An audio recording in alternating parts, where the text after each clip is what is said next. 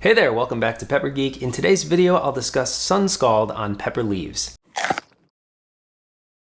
In a very recent video, we discussed the process of hardening off your pepper plants, and that's essentially the process of slowly transitioning indoor plants to the outside. Anytime you're moving a plant from the indoor environment to the outside, you really need to do it slowly. One of the things that can happen if you fail to harden off your plants properly is sunscald. And I have an example here, it's a relatively minor one, but we have several examples of this happening to our plants, and I'm going to show you many of them today. Before I get started, a huge shout out to all of the people who have supported us over on Buy Me a Coffee. Thank you so much for your generous support. It really means a lot to us to see you supporting us directly through that. If you're not familiar, Buy Me a Coffee is basically a tip jar. If you like our content and you want to help support us further, you can go over to our Buy Me a Coffee page and buy us a coffee or two if you want. But no pressure, just wanted to say thank you to those of you who have donated. So what exactly is Sunscald?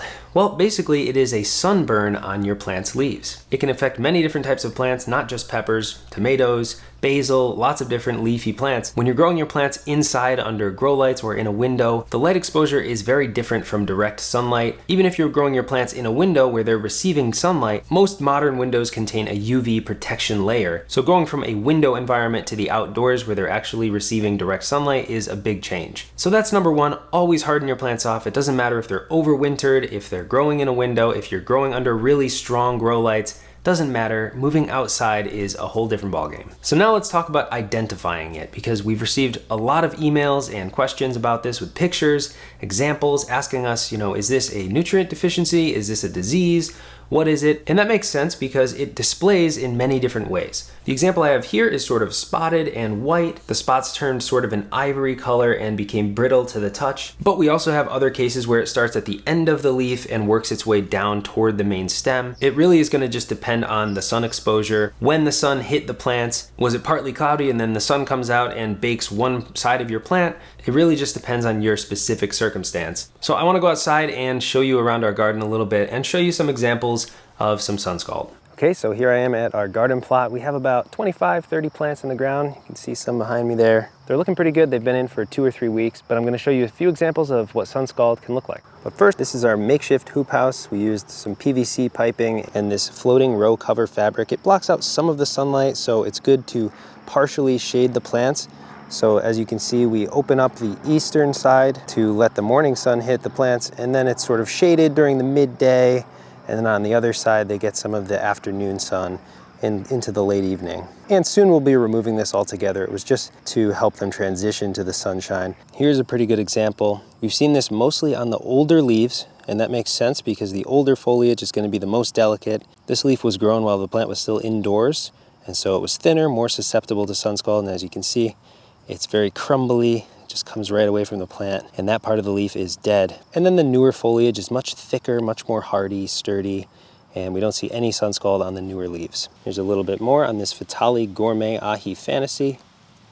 This is a big white Baccatum variety plant, but it's got a little sunscald, but really not much, nothing to worry about. Here again on our small Bohemian Goat plant, we have some pretty bad sunscald there. That leaf is pretty much toast, and this one as well has some. Also got it on the eastern side. But again, the new foliage up top and in the middle looking great. And again here, just a little bit on the tip of this leaf. But again, the new foliage looks great, nothing to worry about at all. And in case you're interested, this is what it looks like on a tomato plant. Usually it does look a little more speckled like this on tomatoes. So if you are growing tomatoes, this might be helpful to you.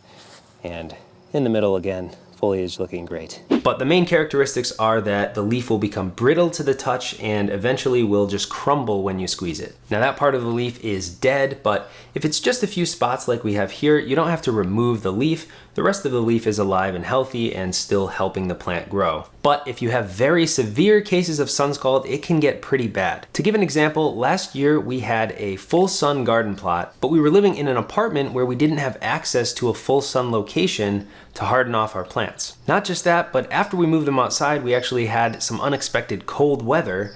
So the plants went through a period of cold weather and then extreme heat and direct sunlight, resulting in some very severe sunscald. And a few of our plants actually lost most of their leaves to sunscald, leaving just a bare main stem. Now this is really just the worst case scenario, and it's a great reason why you should be hardening off your plants in the location where your plants will end up. But those plants that lost all of their leaves did recover. They made a full recovery and produced peppers by the end of the season, but it was very disheartening to watch it happen. If you think you're in the same situation, there are still a few things you can do.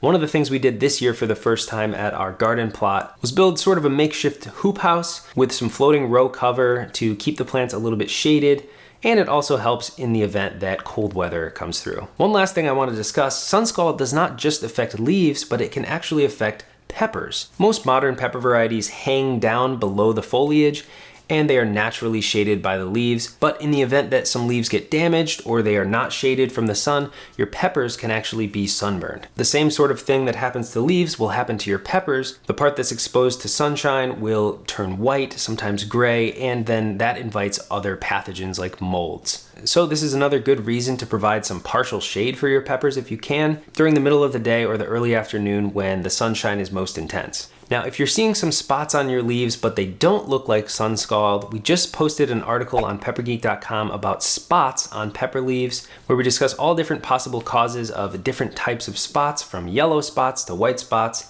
and black spots. So check out that article in the link down below. Please like this video and subscribe to our channel. If you're new here, this channel is all about growing peppers and helping you get a good harvest by the end of the season. So thanks for subscribing. Thanks for watching Pepper Geek, and I'll see you next time.